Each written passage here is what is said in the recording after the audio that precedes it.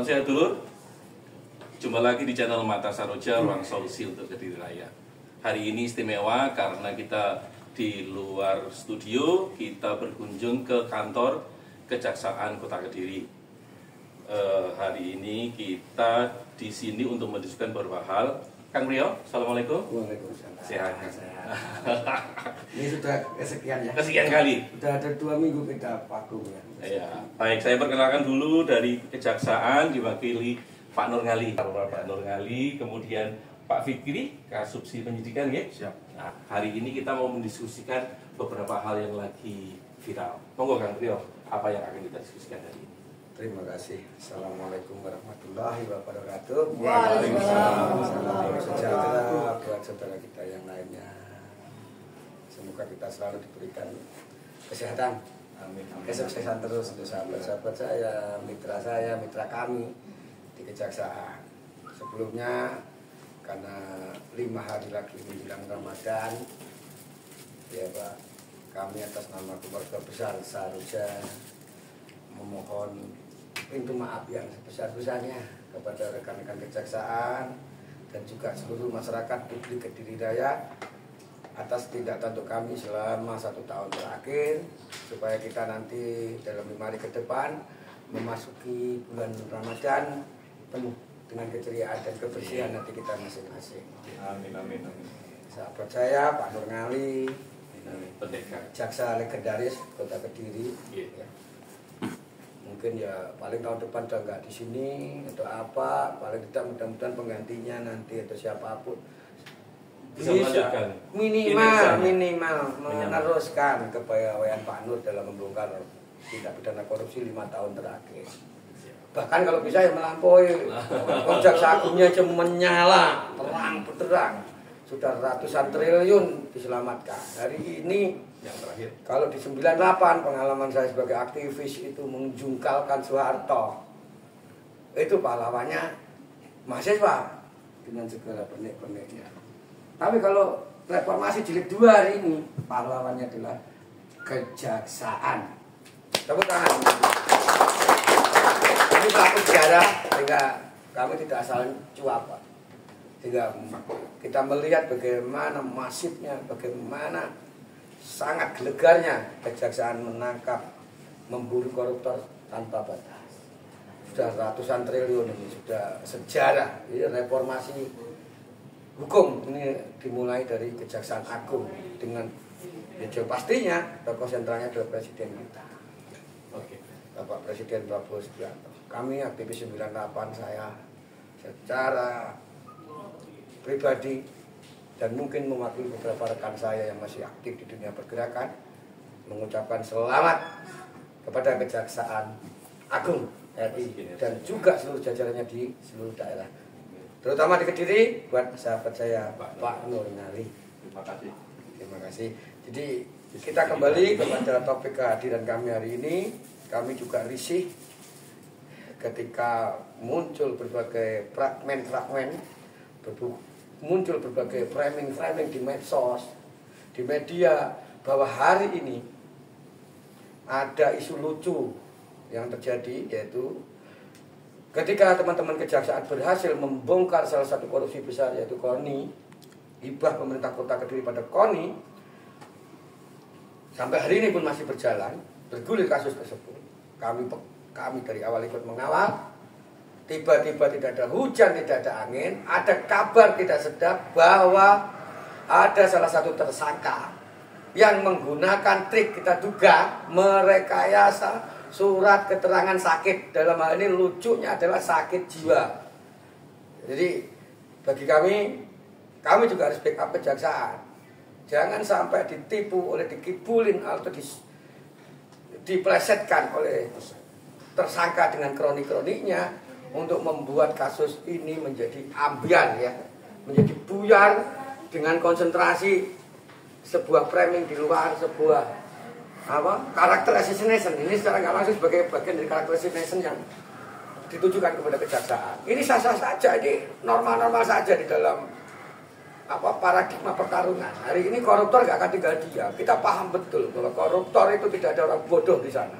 Isinya dari mulai doktor, profesor, dari mulai santri, bahkan ya Pak pernah juga kan sampai juga kita ya ulama juga banyak juga yang terjebak. Hari ini mereka udah pasti tidak akan tinggal diam dan melakukan counter attack pada penegak hukum. Dan hari ini yang jadi sasaran utama adalah kejaksaan karena masifnya kejaksaan.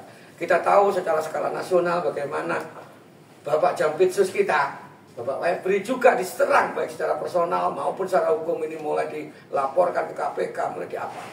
Kita sebagai aktivis 98 saya beserta rekan-rekan Saroja yang concern di dunia korupsi, kami siap pasang badan untuk membackup kejaksaan. Tetapi kasus ini, isu ini, mari kita klarifikasi bersama. Untuk itu kami sebenarnya juga sudah persiapkan sebuah dumas apabila benar ada surat keterangan yang diterbitkan oleh salah satu rumah sakit menyatakan tersangka tersebut gila atau sakit jiwa. Pihak-pihak tersebut wajib hukumnya kami laporkan untuk diperiksa oleh penegak hukum. Kenapa? Itu bagian dari tindakan obstruction of justice. Juga bagian dari tindakan kalau menurut saya ya di 55 turut serta atau di tindakan-tindakan pemalsuan atau penyelundupan hasil-hasil dokumen negara. Makanya dari itu kami juga akan melaporkan resmi. Kami minta kejaksaan untuk memanggil pihak-pihak yang telah mengantarkan surat keterangan sakit jiwa pada salah satu tersangka tersebut kepada kejaksaan. Gak usah takut Pak Nurgali. Gak usah gampang. Saya 5 tahun lebih bermitra dengan kejaksaan, percaya penuh dengan integritas Pak Nurgali selaku Kasipitsus Kejaksaan Negeri Kota Kediri. Itu saja yang kami sampaikan. Mari kita diskusikan sudah sejauh mana, apa betul isu itu ada, pihak mana yang mengirimkan surat itu dan diterbitkan oleh pihak mana. Sehingga kami ingin terang benderang persoalan ini supaya menjadi jurisprudensi oleh pihak manapun bahwa kamu pakai trik apapun kejaksaan tidak bergeming. Tetapi sekali kejaksaan hari ini kalah dengan surat sakti atau surat gendeng itu seluruh Indonesia akan mencontoh dan meniru koruptor-koruptor yang menggunakan cara yang sama. Kami nggak terima untuk itu. Terima kasih. Mohon maaf kalau kurang pas pernyataan saya. Baik, terima kasih Mas Rio.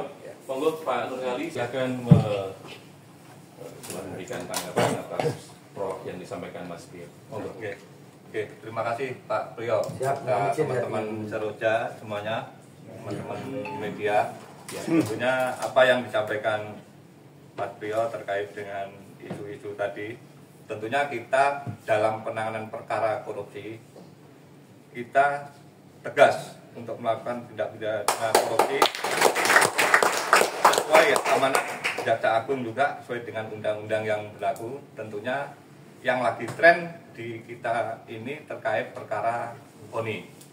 Memang perkara KONI kita itu sudah melakukan tindakan-tindakan mulai awal tahun 2024 kita melakukan penyelidikan sampai ke penyidikan. Tentunya itu tidak mudah untuk membongkar kasus KONI. Memang isu KONI itu sudah lama, tapi hingga tahun 2023 maupun 2004 baru kita melakukan langkah-langkah seperti apa kasus KONI itu sebenarnya. Kemarin di tahun 2023 terkait anggaran hibah dana KONI itu nilainya 10 miliar. Dari dana hibah 10 miliar ternyata ada indikasi korupsi. Tentunya kita bongkar, kita lakukan penyelidikan sampai ke penyidikan. Tentunya langkah-langkah yang kita lakukan dalam melakukan penyidikan, kemarin kita sudah menetapkan 3 tersangka. Jadi di akhir tahun 2008 kita menetapkan 3 tersangka dan kita sudah upaya melakukan 70 saksi yang sudah kita minta keterangan. Tentunya 70 saksi yang kita minta keterangan, kita mengerucut di antara saksi-saksi itu ada nggak potensi melawan hukumnya. Ternyata kita mendapatkan tiga orang tersangka. Dari 3 tersangka, mungkin teman-teman media juga tahu atas nama si Ketua KONI, Bendara, dan Wakil Bendara. Dari 3 tersangka kemarin, setelah kita lakukan penetapan, kita manggil kapasitas sebagai tersangka. Itu dari atas nama tersangka Arif dan WIT ini proaktif.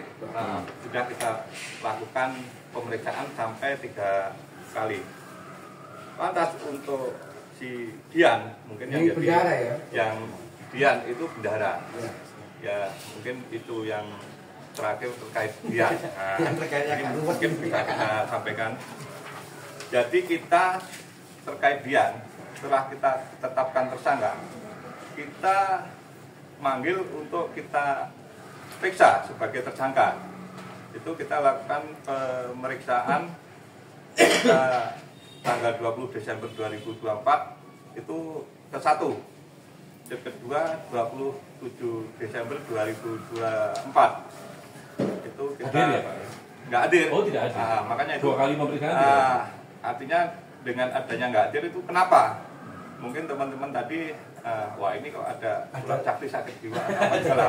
Nah, tentunya dari 2 kali kita panggil, ternyata dari pengacaranya itu membawa surat keterangan yang dirawat di rumah sakit Bayangkara. Awalnya ya. Nah, di rumah sakit Bayangkara, di situ keterangannya memang ada sakit jiwa. Tapi sakit jiwa itu kan artinya luas ya, apa seperti apa kita nggak bisa kompeten untuk menyampaikan itu ya. Itu dirawat di rumah sakit jiwa. Oke. Setelah itu kita tunggu hasilnya seperti apa lagi. Setelah kita panggil lagi juga memang sebelumnya ternyata ada rujukan Dari ke rumah sakit Lawang sampai ya, Itu setelah panggilan ketiga ya, Pak? ketiga. Berarti mangkir juga. Kedua, setelah kedua. Setelah panggilan kedua, surat jadi masuk. ada rujukan setelah kedua ada rujukan ternyata ada ke rumah sakit Lawang untuk dilakukan Pemeriksaan di sana 14 hari dirawat di rumah sakit Lawang. Jadi nggak ya Bayangkara, juga rumah sakit Lawang. Tentunya dari rujukan tersebut, tapi itu sebelum kita panggil ketiga. Kemarin terakhir kita panggil di tanggal panggilan ketiga tanggal berapa? 12 Februari 2025 kita panggil ketiga, juga nggak hadir. Tidak Nah, hadir. tentunya dari tidak hadirnya itu ternyata ini ada surat keterangan yang masih rawat jalan di Lawang, tapi juga di rumah sakit Bayangkara. Oh, berarti dikembalikan ya, Pak ya? Dari Lawang setelah itu 14 tadi kembali ke rumah sakit Bayangkara. Ya, seperti itu. Bacanya apa ya? Itu dikembalikan atau apa? Tapi rawat jalan, tapi tentunya ada surat yang dirawat di rumah sakit Bayangkara. Ya, terakhir berarti. Nah, yang terakhir hingga rawat untuk berikutnya itu sampai tanggal berapa Mas itu? Tanggal 13 untuk di ini. Jadi kontrol lah. Februari kontrol. Kalau yang kemarin rawat inap, kalau ini kontrol. Nah, kemarin kita sudah manggil juga dari Dokter Roni. Apakah benar pernah rawat ini? Apakah benar menerbitkan surat? Dokter Roni ini dari rumah sakit mana? Rumah sakit jiwa Bayangkara. Dari psikolog di Bayangkara ya. Sudah kita minta keterangan untuk klarifikasi terkait menerbitkan surat apa itu menerangkan bahwa Dian dirawat tanggal sekian sampai sekian. Itu yang melakukan Dokter Roni. Tentunya Dokter Roni kemarin intinya memastikan betul merawat atas nama tersebut. Dian. Ya. Jadi kesimpulannya dirawat memang dia sakit jiwa. Nah, bahasanya sakit jiwa seperti itu. Tapi lebih detailnya jiwa kalau kita nggak bisa butuh ahli tenaga ahli. Dengan dasar itulah kita manggil kan sudah 3 kali. Tentunya dengan panggilan sudah 3 kali nggak hadir dengan adanya surat dokter ini, kita masih ada upaya. Ini nanti tentunya kita lakukan pendalaman lagi terkait berkas kita. Tentunya juga mungkin nanti kita lakukan untuk koordinasi dengan pihak rumah sakit yang berbeda atau yang ini Siap. kita belum ini langkah-langkah kita seperti apa. Ini memang kita tim penyidik mau Siap. gelar perkara untuk ekspos, Siap. untuk menentukan langkah-langkah. Tentunya, Mungkin teman-teman kan, wah ini kalau sakit jiwa mungkin perkara dihentikan. Tidak. Tidak. Jadi dipastikan penetapan tersangka tetap. Tetap berjalan. Jadi kita tetap berjalan. Yang 2 tersangka ini juga sudah berjalan. Tentunya memang dengan adanya apa itu sakit ini tentunya agak menghambat dalam proses di penyidikan. Nah, tapi tentunya nggak lepas, tetap penyidikan tetap berjalan. menghambat ya Pak, berarti tidak menghentikan ya? Tidak ada istilah menghentikan. Jadi memang kita tertunda waktu aja. Yang seharusnya jadwal yang kita tentukan untuk mereka tersangka, tapi tertunda. Harus mundur lagi. Nah, akhirnya kan mundur. Ya, oke. Yang seharusnya Dimengerti. yang berkas sudah rampung, yang 2 sudah selesai. hampir selesai. Ya. Memang kita ini kenapa kok perkara kok penyidikan belum rampung. Kita ada lembaga atau instansi lain yang terkait dengan ahli, yaitu BPKP. Ya, siap. Jadi, Dan mohon izin Pak Nur, dari pihak BPKP dalam hal ini permohonan dari kejaksaan sudah ditindaklanjuti sejauh mana oleh BPKP? Karena kan setahu saya modul di dalam kegiatan audit itu ada pada titik-titik. Dan ketika dimohonkan tolong pada titik ini dilakukan audit. Ada beberapa jenis audit yang saya ketahui, mulai dari audit opini, audit kepatuhan, dan yang terpenting adalah ketika perkara sudah masuk dalam ranah penyidikan, itu ada audit investigasi. Nah, ketika diperlukan audit itu kan ada kesetaraan dalam hal ini permintaan dari pihak APH atau pihak yang menginginkan itu kalau disifat perusahaan, ada inspektorat, ada pihak apa, itu pada satu titik. Nah, satu titik yaitu untuk audit investigasi. Nah, pertanyaan kami di social control sebagai ini, untuk pada satu titik itu saja, kenapa membutuhkan waktu sekian bulan, sekian tahun sampai saat ini belum jadi, kan itu belum selesai mereka. Sedangkan kami berpengalaman ketika bekerja pada satu perusahaan mengaudit itu cukup dalam target 2 minggu 1 bulan selesai. Nah, ini kami harus juga meng-clear kendalanya ada di teman-teman kejaksaan atau di BPKP. Kita akan surati BPKP sehingga ini kan perlu kooperatif dari kerjasama masing-masing pihak. Kan kalau kejaksaannya kencang, tiba-tiba BPKP ini masuk angin kan ya konyol juga ini. Kan nggak mungkin kejaksaan ini mengintervensi BPKP harus ini perbedaan kelembagaan. Tapi ada tim subordinasi di atasnya. BPKP ini juga penyelenggara negara, gitu loh. Jangan-jangan kan gitu loh. Kalau bahasa jangan-jangan kan mereka udah disusupin dulu seperti saya ketika membongkar kasus jembatan Brawijaya dulu. Audit BPKP ini bulan-bulan akhirnya kita datengin BPKP dengan tim waktu itu tim penyidik dari Polres Kediri.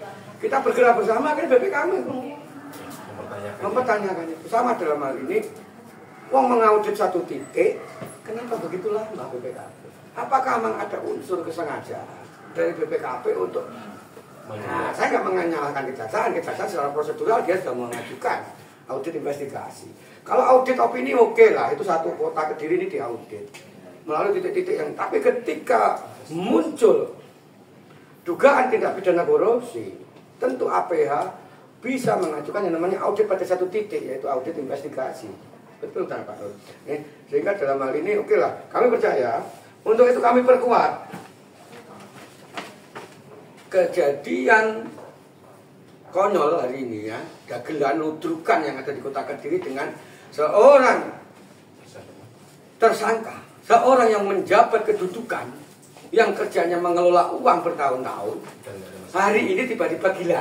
Makanya kami ingin pihak-pihak yang kami duga menjadi bagian lahirnya surat keterangan sakit jiwa itu untuk segera diperiksa. Kami bantu dengan Dumas Resmi ini Pak. Siap. Kenapa? Ada di pasal 221 juga KUHP. Di 55 juga saya masuk. Sehingga ini hari ini kita teman-teman melaporkan secara resmi pihak manapun yang turut serta berperan aktif terhadap lahirnya surat keterangan sakit jiwa tersebut. Mohon izin diterima Pak Nur dan tulis. Silakan teman-teman media. Teman-teman media hari ini. Jadi kita simpel penjelasan Pak Nur bagi kami sudah matang. Kasus ini tetap jalan. Kendala ada 2, yaitu tadi ada dari pihak ketiga menerbitkan surat keterangan tidak sehat alias sakit jiwa, dan dari pihak BPKP yang belum memberikan jawaban sampai hari ini. Kita akan surati BPKP, kita bantu teman-teman kejaksaan. Mohon diterima, kita dorong kasus ini untuk tetap selesai. Kenapa? Tersangka ini adalah leher perkara ini, Pak. Kami temuan di lapangan, tapi kan berupa omongan. Kesaksiannya nanti biarkan digali oleh tim majelis hakim ataupun tim penuntut umum kejaksaan dengan kepiawaiannya, nanti kita tunggu di pengadilan. Kenapa? Ini bendahara. Ketika seorang bendahara ini pasti dia tahu aliran dananya kemana. Dan berdasarkan obrolan di warung, tim investigasi kami menemukan di masing-masing cabur ini sudah menjadi budaya. Ya, kita duga ada cashback. Contohnya saya salah satu ketua cabur. Saya ingin menaikkan yang tadinya anggaran saya 250 juta supaya menjadi 500 juta 2 kali. Saya harus mengeluarkan beberapa nilai nominal rupiah kepada oknum di tingkat OPD dan oknum di, mohon maaf, di Banggar. Jadi diduga ya? Ya diduga. Itu bahasa Jawa umum, Pak. Sehingga kami yakin sekali. Bahkan hari ini saya buka juga ada dugaan rencana menggelontorkan dana lagi dari APBD kepada entah KONI, kepada salah satu cabur atau kepada salah satu, ini nilainya di atas sekian miliar. Udah tahu kegiatan ini konyol, dilanjutkan diulangi di RKA kita di 2025. Saya sudah pelajari itu. Kami kawal itu APBD Kota Kediri. Jadi info-info nanti saya yakin ketika ketua cabur itu nanti dipanggil mohon izin, entah di muka persidangan atau di muka penyidik kejaksaan, dengan kepekaan panjenengan saya yakin mereka akan buka suara. Dan ini yang saya katakan tafsir futuristiknya. Kasus ini tidak bisa berhenti pada 3 orang ini. Tapi ini akan dibuat berhenti dengan seolah-olah dibuat gendeng ini. Kan konyol ini. Ini sejarah nih. Wong nyekel duit puluhan tahun pinter ngerekayasa LPG pinter kok tiba-tiba gendeng. Kenapa? Orang untuk menuju kejiwaan itu ada beberapa unsur. Ada tahapannya nggak sih tiba serta-merta. Tuh, terima kasih. Kira-kira bisa diterima nggih Pak Punten Manur. Ini saya tambahin lagi satu lagi. Ini kita minta. Saya sudah melakukan investigasi ke beberapa titik. Ada ratusan miliar APBD Kota Kediri yang dititipkan di dalam BPR Kota. Dan BPR Kota itu menjadi domain Kejaksaan Negeri. Sampai hari ini kan kasus itu terus berjalan. Tiba-tiba beberapa bulan yang lalu ada paripurna yang merubah BPR Kota dari Perumda menjadi Persero. Ini konyol. Kami sudah telusuri proses itu. Ternyata ini proses sudah melalui beberapa lobbying berapa ini. Saya juga berbicara, mari digali bersama-sama. Ternyata dari satu lembaga jasa keuangan di Kota Kediri yang dimintakan pendapatnya itu melarang proses itu di tingkat dewan. Jadi kalau kita justru disarankan oleh 2 lembaga keuangan negara ini yang sangat punya kompetensi di negara ini, itu menyarankan supaya kalau mau itu diperbaiki, disehatkan atau diapa, bukan dirubah PT dulu, tetapi dibubarkan dulu. Ketika dibubarkan BPR itu seluruh piutang, ya, karena ini berperkara, ada berperkara tidak pidana korupsi di dalamnya, seluruh piutang itu diserahkan kepada kejaksaan sebagai pengacara negara untuk dilakukan upaya-upaya apapun mengembalikan itu. Ini tidak. Jadi BPR tidak dibubarkan, tiba-tiba dirubah menjadi perseroan. Di dalam undang-undangnya monggo kita pelajari bersama, saya yakin tahu persis syarat sahnya sebuah merger, sebuah perubahan itu sudah sangat. Memang perintah undang-undang setiap daerah harus ya tidak diperbolehkan lagi membuat perumda, harus seperti ini. Tetapi proses menuju peralihan perubahan itu kan ada pasal-pasal yang lainnya yang dipenuhi. Sehingga kami duga itu ada permufakatan jahat, ya, ada persekongkolan, entah itu di legislatifnya maupun di eksekutifnya yang ingin menghancurkan alat bukti korupsi yang ada di BPR Kota. Maka dari itu kita laporkan secara resmi pihak-pihak yang menginisiasi perubahan dari Perumda menuju BPR Kota menuju perseroan tersebut. Ini saya Silakan katakan. lagi. Ini mohon maaf kami lampiri juga. Ambilin itu. Mohon izin Pak, mengenali bukan maksud saya menghina. Ini saya bawakan. Tarang. Apa itu Mas Priya? Tolong Ini dijelaskan. saya bawakan ya. Yang satu tolak angin, yang satu rokok. Pengalaman saya puluhan tahun mengangkat perkara korupsi, penghambatnya cuma 2. Yang pertama masuk angin, yang kedua uang rokok. Jadi hari ini sambil saya melaporkan tindak pidana korupsi, saya kasih sangu mau tolak angin juga Supaya saya tidak kasih. masuk angin. Saya kasih rokok supaya tidak minta uang rokok kepada pihak-pihak manapun. Bukan berarti masuk angin. Saya ini untuk menjaga. Antisipasi. Ya, jadi ini untuk menjaga Supaya antisipasi. tidak. Jadi nggak ada lagi kasih pitsus kejaksaan beserta kasupsi penyidikan dan jajarannya alasan aku randuwe rokok sehingga minta rokok kepada pihak-pihak yang dipanggil nantinya. Tapi ini kita kasih rokok paling enak di kota Kediri, rokok gudang garam sama tolak angin, obat masuk angin yang cukup. Saya Supaya percaya tidak masuk angin. supaya nanti di tengah perjalanan laporan kami tidak masuk angin atau hilang gara-gara uang rokok. Mohon diterima Pak. Silakan. Selamat. Terima kasih Pak Kasupsi. Gak usah takut, di Kediri ada kami Yang siap mendukung. Baik, jadi apa istilahnya? Saya pikir cukup. Secara teknis mungkin domainnya penjenengan. Kami nggak ingin Penyidik masuk. kita percaya kita tidak akan masuk ke sana.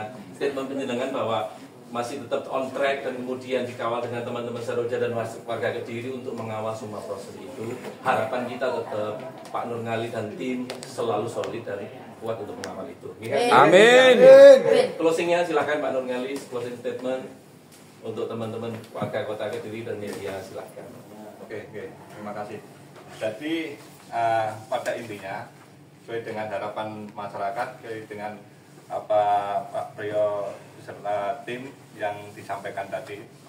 Intinya dalam perkara pemberantasan korupsi kita tetap solid, tetap jalan terus. Walaupun isu-isu terkait salah satu tersangka sakit jiwa, tentunya kita tetap terus Punya cara kan Pak? jadi nggak ada istilah perkara dihentikan atau dipetiskan, nggak ada, jadi tetap berjalan. Siap. Oke, itu aja. Baik, terima kasih. Tolong bicara. Terima kasih Pak Rio, Pak Nur Ngali, Pak Fikri, Mas Imam. Terima kasih waktu yang sudah disediakan. Hari ini banyak informasi penting agar isu di masyarakat tidak berkembang liar dan kita tetap mengawal kejaksaan. Amin. Terima kasih. Sampai jumpa lagi. Salam sehat dulu. Salam sehat. Salam sehat.